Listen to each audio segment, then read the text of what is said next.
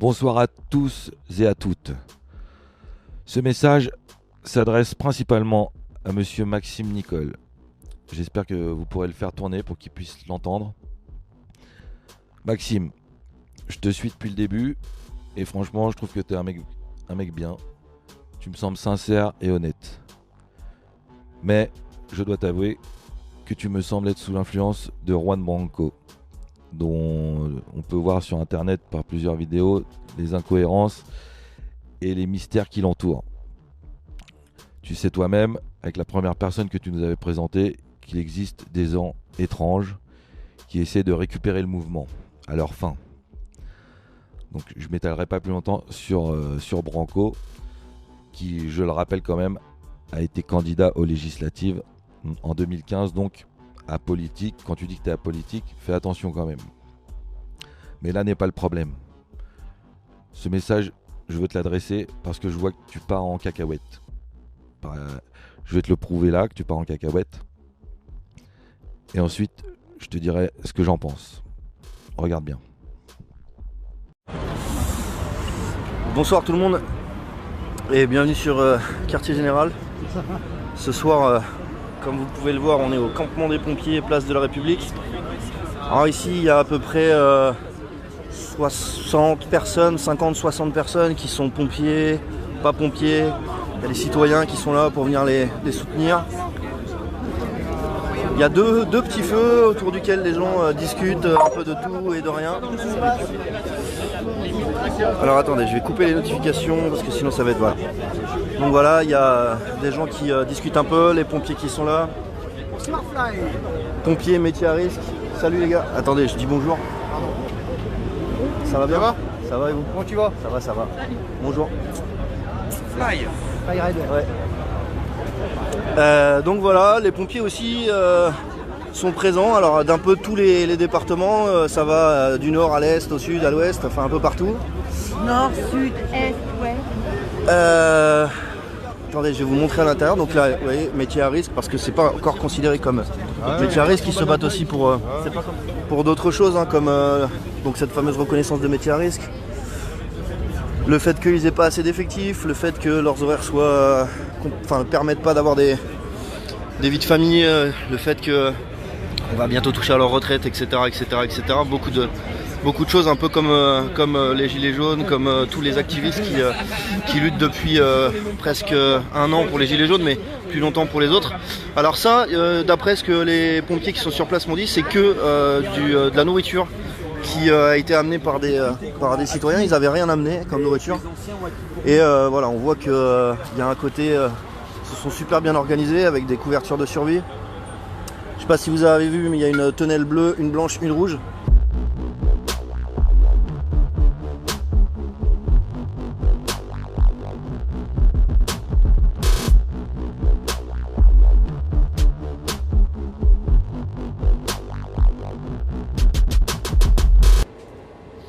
Alors c'est quoi les revendications? Les revendications, pour faire très court, en 3 points. La première, c'est les effectifs. C'est la montée de la pauvreté. La montée de la pauvreté, oui, ça, Ouais. c'en est un. Et puis, C'est la montée de la pauvreté. La montée de la pauvreté.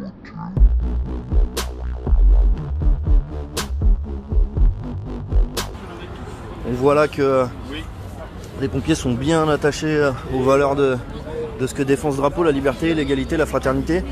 En parlant de fraternité et pour avoir parlé avec différents pompiers, la nourriture est aussi distribuée aux personnes qui sont SDF à l'extérieur et demain, puisque apparemment ils doivent être expulsés demain à 10h, demain il y a des sacs de couchage qui sont distribués aussi aux SDF pour que les personnes qui sont eux dans une situation où ils ne peuvent pas se permettre d'être protégés par des tonnelles et qui vivent toute leur journée et leur nuit dehors puissent au moins avoir la chance de pouvoir se réchauffer un peu. Je vais essayer de voir si je peux pas parler à une pompier là, par exemple. Salut Céline. Salut. Donc, je peux montrer ton visage? Allez. Donc, Céline, c'est pompier, pro, volontaire.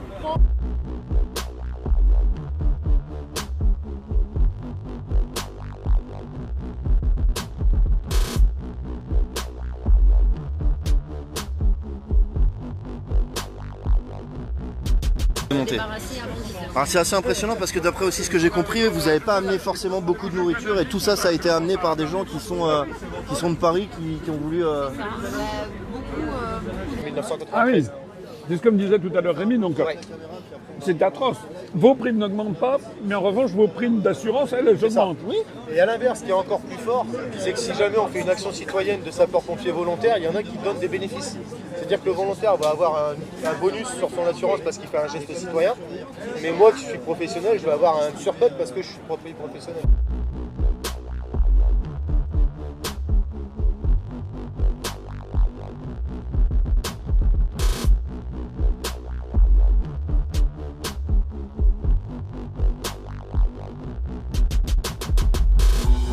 Je vais faire un peu le tour avec la caméra, puis après on va arrêter le live, mais je tenais à préciser aussi que tout à l'heure, il y a des pompiers qui ont précisé qu'il y avait des sacs de couchage qui serviraient ce soir pour les pompiers qui dorment ici, mais que demain les sacs de couchage seraient distribués aux SDF qui sont aux alentours, ça tu peux le confirmer.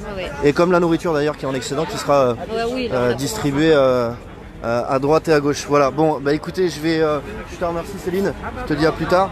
Je vais essayer de refaire le tour, je pense qu'on a un témoignage plutôt assez concret. Ça parle un peu de tout, voilà. Donc je vous remonte un peu pour ceux qui ne sont pas arrivés au début du live.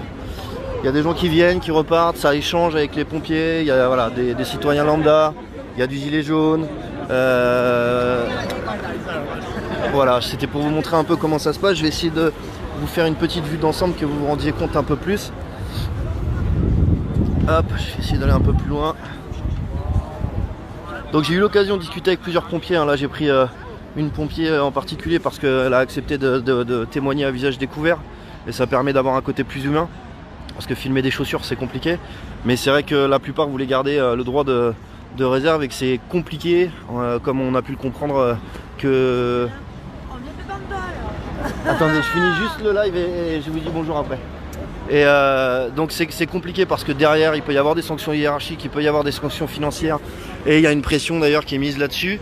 C'est d'ailleurs là qu'on se rend compte un peu que si il y avait ce fameux droit de grève et s'il n'y avait pas ce droit de réserve, ben, je pense qu'il y a plus de représentants de l'ordre ou plus de pompiers qui seraient dans les rues. Voilà, donc demain c'est une journée exceptionnelle. Comme je vous l'ai expliqué, je serai en grève comme tout le monde demain, avec l'accord de ma hiérarchie qui a absolument compris.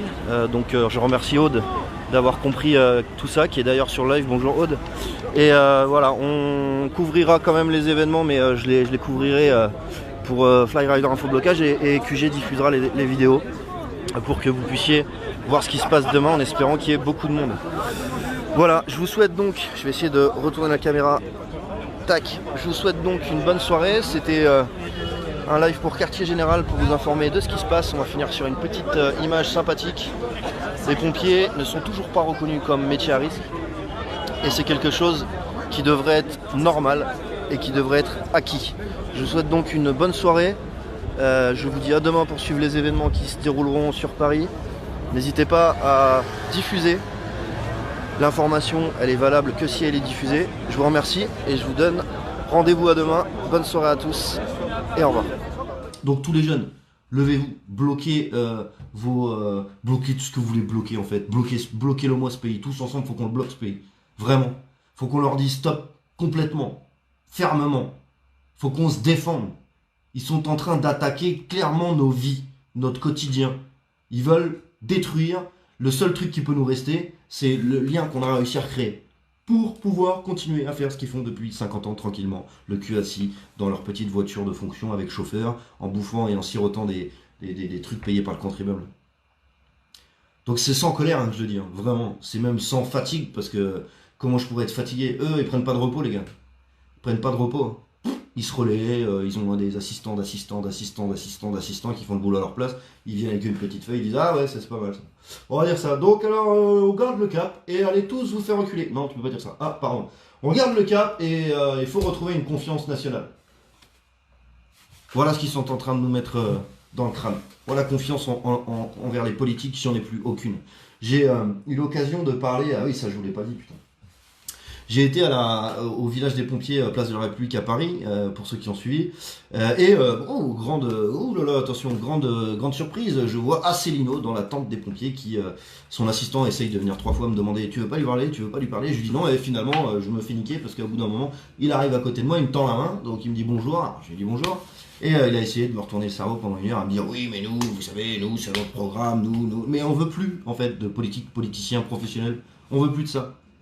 On veut un programme collectif voté collectivement avec des personnes mises en place par domaine de compétences pour appliquer ce que le peuple a décidé collectivement. Point barre. Il est en train de se produire exactement ce que je dis depuis plus de 12 ans, c'est-à-dire que notre participation à l'Union européenne et à l'euro sont de toute façon vouées à la catastrophe finale. Et nous sommes en train d'y foncer droit dans le mur. Qu'est-ce que vous portez comme mesure spécifiquement pour l'hôpital ? Bah écoutez, moi je vais dire, je pourrais faire comme tout le monde. Et voilà, il faut évidemment mettre de l'argent. Il faut mettre de l'argent sur l'hôpital, mais il faut mettre de l'argent sur l'armée, il faut mettre de l'argent sur les gendarmeries, il faut mettre de l'argent sur les écoles, il faut mettre de l'argent dans l'enseignement, il faut mettre de l'argent un petit peu partout. Et le problème, il est là. Donc moi, si je vais dire, si je vous annonce un plan pour les hôpitaux, c'est facile, vous allez me dire oui, mais vous êtes dans l'opposition. D'ailleurs, nous sommes un mouvement politique qui n'est même pas encore représenté à l'Assemblée nationale. Et donc, ça va être frappé aussi d'incrédulité. Vous savez, il y a quelque chose qui est très inquiétant dans la société française. C'est que moi, je vois beaucoup de gens, des gilets jaunes, etc. L'autre jour, j'ai parlé avec Maxime Nicole, qui est une des figures des gilets jaunes, parce que je suis allé soutenir la grève des sapeurs-pompiers à Place de la République, parce que là aussi, il n'y a plus d'argent chez les sapeurs-pompiers.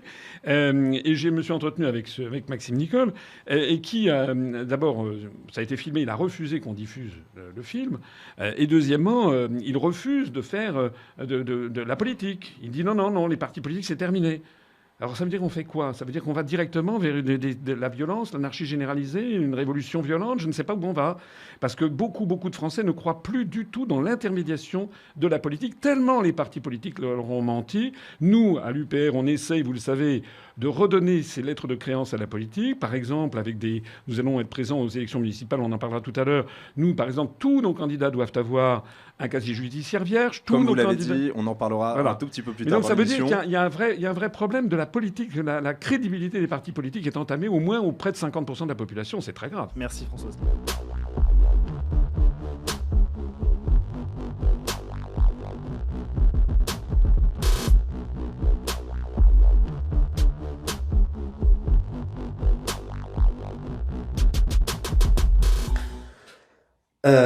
Pour être très clair, Priscilla, Fauzi, Jérôme et Fabrice vont être peut-être, hein, parce que là pour l'instant il n'y a pas de réponse du gouvernement, mais il y a une demande de rencontre avec le gouvernement. Moi je trouve ça d'un sens très bien, parce que ça fait 1 an que le gouvernement dit que nous ne sommes pas capables de parler. Donc je pense que leur laisser une dernière chance de s'expliquer sur le pourquoi du comment depuis 1 an, ils en ont rien à foutre de ce qu'on peut leur dire, rien à foutre des gens qui galèrent et qui crèvent la dalle, rien à foutre des gens qui sont éborgnés, matraqués et défoncés, pas que les samedis, parce qu'il y a aussi tout ce qui se passe dans les cités, tout ce qui se passe à droite et à gauche quand il y a une interpellation abusive, et quand la police instrumentalisée se donne tout pouvoir pour défoncer un peu tout le monde. Donc d'un sens, je trouve ça très bien. Si, et seulement si, il n'y a aucune négociation et que c'est retransmis en direct. Je considère être un gilet jaune comme tout le monde, à part le fait que je sois médiatiquement connu, mais ça n'empêche que je suis monsieur tout le monde comme vous, et que je demande à ce que ce soit retransmis en direct pour savoir ce qui se passe. J'ai pas envie, comme beaucoup de gens se posent la question, que ce soit un peu comme les syndicats, ou quand t'as monsieur Martinez qui va dans un bureau et qui en ressort en disant bon tout va bien, les gars vous pouvez rentrer chez vous, on a gagné 50 balles. Mais votre média, par exemple l'UPR TV, n'invite pas non plus d'autres candidats de l'opposition. Pas du tout. Au contraire, on a invité. D'ailleurs, je lance ici. Là non plus, il n'y a pas beaucoup d'égalité au niveau de l'UPR TV. D'abord, nous, c'est un parti politique. J'ai créé notre chaîne. Vous avez là, c'est gentil de me parler de l'UPR TV. C'est la chaîne la plus suivie de tous les partis politiques français. Si je mets de côté la chaîne personnelle de M. Mélenchon, sur lesquelles d'ailleurs il y a des doutes quant au nombre d'abonnés. Nous, on a dépassé les 120 000 abonnés. Nous, on ne fait pas des achats d'abonnés. Moi, quand je fais des vidéos, elles dépassent régulièrement les 100 100 000 vues. Par exemple, celle sur la manifestation du 5 décembre, elle en est à 145 000 vues. Celle sur le pacte de Marrakech, elle en est à 513 000 vues. Donc ça correspond à un besoin. Mais moi je lance d'ailleurs ici un appel. Si Mme Le Pen, si M. Mélenchon, M. Dupont-Aignan, etc. veulent venir débattre avec moi, ou d'ailleurs les responsables, M. Taché qui a fait faux bond aujourd'hui, s'il veut venir débattre sur UPR TV, ils sont les bienvenus. Sauf qu'eux, ils ne veulent pas venir. Moi, ce que je veux dire pour autant, c'est que même si nous avons un grand succès sur Internet, le site upr.fr est le site le plus consulté de tous les partis politiques français. C'est pas moi qui le dis, c'est Alexa Ranking. Ça veut dire que ça correspond à un besoin. Il n'en demeure pas moins que quand on fait une vidéo qui marche bien, comme 200 ou 300 000 vues, c'est peu par rapport à un TF1 20h où on touche 6 millions ou 8 millions de téléspectateurs. Alors voilà, Maxime, je voulais te montrer un peu les dernières erreurs que j'ai constatées de toi dernièrement. Non pas pour t'agresser ou te dénoncer, parce que honnêtement, je pense vraiment que t'es quelqu'un de bien, qui fait ça à la base parce que t'es humain, parce que t'as envie de te battre pour la cause. Mais je pense juste que comme tu te fais avoir par le système, en fait, par les belles lumières, et parce que certainement Branco t'a montré ou t'a dit ou fait. Mais Branco n'est pas net, Maxime, et tu le sais très bien. Et tu sais très bien aussi que Asselineau dit exactement la même chose que toi. Ni droite, ni gauche, tout le peuple ensemble, pour sortir de ces tuyaux que tu as bien identifiés aussi. La preuve. Donc plutôt que de se battre pour entériner une réforme de plus, une réforme de moins, une réforme bidon, enfin bref, plutôt que se battre pour ça, ce qui est très grave, prenez conscience, et tous les syndiqués là qui se battent et qui veulent rien lâcher, tous les syndiqués qui ont compris qu'il fallait pas céder face à une oligarchie et à un capitalisme véreux et corrompu, prenez bien conscience que si vous voulez changer les choses de façon longue et pérenne, il faut revoir notre constitution et il faut que la population récupère le pouvoir qu'elle doit avoir à la base dans une démocratie, c'est-à-dire le pouvoir de décider de ce qui doit se passer dans sa vie de tous les jours et dans son pays. Si vous comprenez pas ça, vous vous ferez balader avec une petite carotte là. Oh regarde la belle réforme des retraites, ouh là là, tapez-vous tous les uns sur les autres. Finalement, tout le monde se met ensemble, le gouvernement dit bon ok d'accord, on a merdé, désolé, on la fera pas. Et hop, après ils peuvent dire au niveau de la com chez BFM TV et LCI, voilà, nous avons, le gouvernement a fait un effort inimaginable et monstrueux, ils ont refusé d'obéir à l'Europe et de mener à bien cette réforme des retraites, et bah maintenant vous pouvez tous rentrer chez vous. Et les derniers qui restent dans la rue sont des séditieux factieux qui veulent retourner les institutions par la violence, alors qu'absolument pas. Ce qu'on veut, c'est pas retourner les institutions par la violence, ce qu'on veut, c'est récupérer la gestion de nos institutions collectivement, pas des petits groupuscules de droite, de gauche, d'extrême ou de bordel, un truc collectif qui prend en compte la vie de tous les citoyens et non pas une minorité de trous de balles qui gagnent une fortune, le cul sur un siège, à nous dire ce qu'on doit faire quand il y a un petit souffleur sur le côté qui fait « Nous, chez nous, il faut qu'on fasse ça, hein ?» L'Union Européenne, je vais pas la citer, mais je la cite quand même, et je lui crache à la gueule, c'est une nom de merde. Je persiste et signe aujourd'hui, et je pèse mes mots, nous avons affaire au gouvernement le plus à l'extrême droite depuis Pétain. Et d'ailleurs, la meilleure preuve, c'est que vous avez vu au Chili, lorsqu'il y a eu des manifestations, ce sont des séides de Pinochet qui ont cité en modèle la répression qui est menée en France contre les Gilets jaunes. Je trouve d'ailleurs absolument incroyable, on est dans un univers invraisemblable, où vous avez le Quai d'Orsay en France qui proteste, parce que, paraît-il que lorsqu'il y a des manifestations à Hong Kong, au Chili, etc., la France donne des leçons de morale sur le fait qu'il faudrait laisser manifester les gens, ils sont contre la répression. Mais je suis désolé, mais la répression qu'il y a en France, elle est absolument scandaleuse. Je persiste ici, nous avons aujourd'hui un gouvernement d'extrême droite, de telle sorte que tous les gens de gauche qui ont voté pour ce gouvernement-là se portent une lourde responsabilité. Merci François Asselineau. Alors voilà Maxime, je pense que tu as bien compris le message. Et j'aimerais, là je te fais une demande, que tu lèves l'interdiction que tu as donnée à l'UPR du film qui vous a filmé, toi et Monsieur Asselineau, jeudi dernier.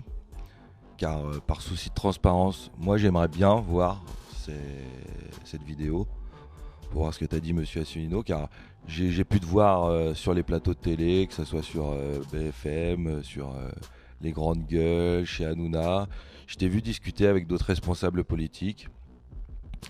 Je te vois échanger avec Branco, qui quand même à la base est l'avocat de Monsieur Mélenchon, donc qui a été candidat aux législatives pour les Insoumis. Donc t'échanges quand même avec des gens qui sont politisés.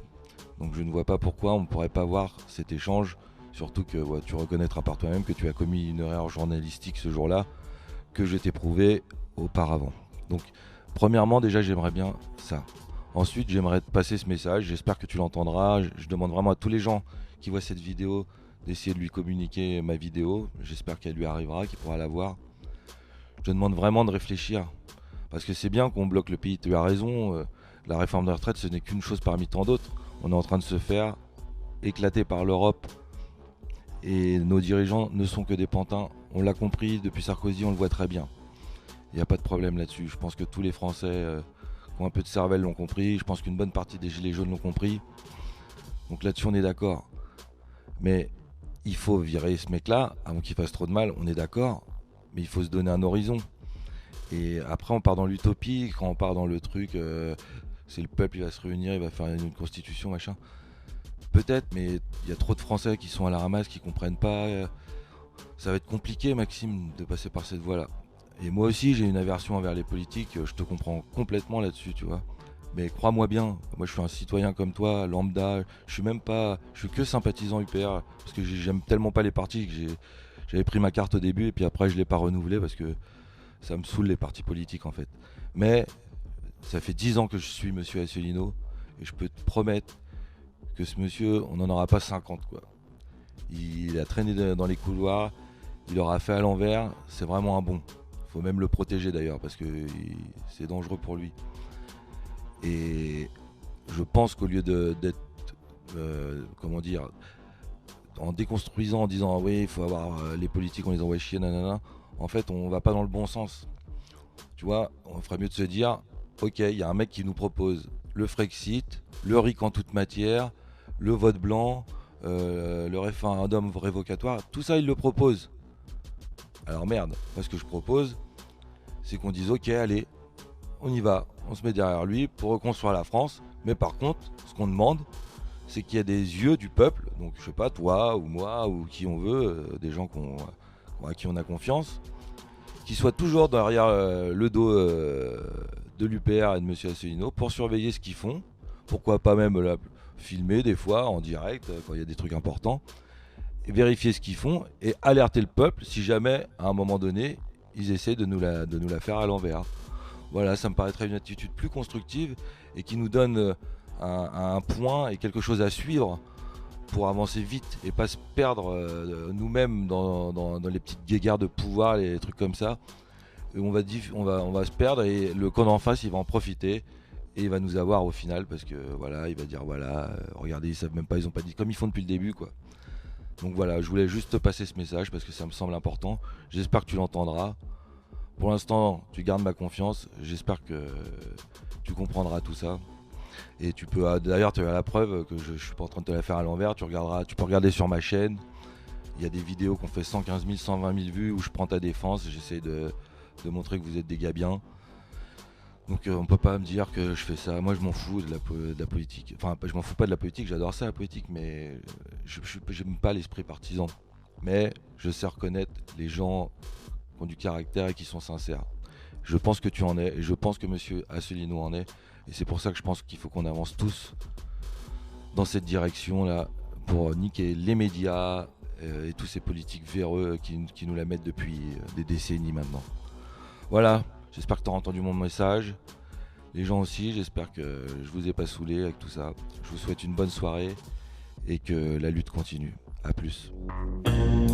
Quand s'entend du lointain se rapprocher les jaunes sur le pont de la ville pour reprendre son destin en main, rude et bien faite, ignorant la défaite sur le chemin de l'espoir, la flamme dans le regard. Le monde, c'est nous c'est notre élevé là, et pas sur un continent, et là-bas.